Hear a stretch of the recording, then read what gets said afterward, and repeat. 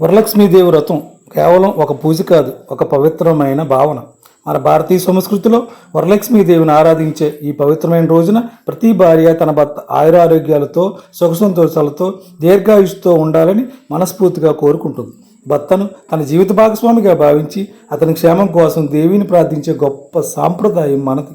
అయితే ఎంతో గొప్ప సంస్కృతి విలువలు ఉన్న మన సమాజంలో కొంతమంది వ్యక్తులు క్షణికమైన మోహాలకు లోనే తమ జీవిత భాగస్వామికి హాని చేయటం, చివరికి ప్రాణాలు తీసే స్థాయికి వెళ్ళటం అత్యంత బాధాకరం. వరలక్ష్మీదేవిని పూజించే చేతులతోనే జీవిత భాగస్వామికి అన్యాయం చేయటం ఎలా సాధ్యం? దేవుడి ముందు దీపం వెలిగించి ముందు మన మనసులో చీకటిని తొలగించుకోవాలి. పూజలో పెట్టే పూల కంటే మన జీవిత భాగస్వామిపై చూపించే నమ్మకం, ప్రేమ, గౌరవం, నిబద్ధత ఎంతో గొప్పవి.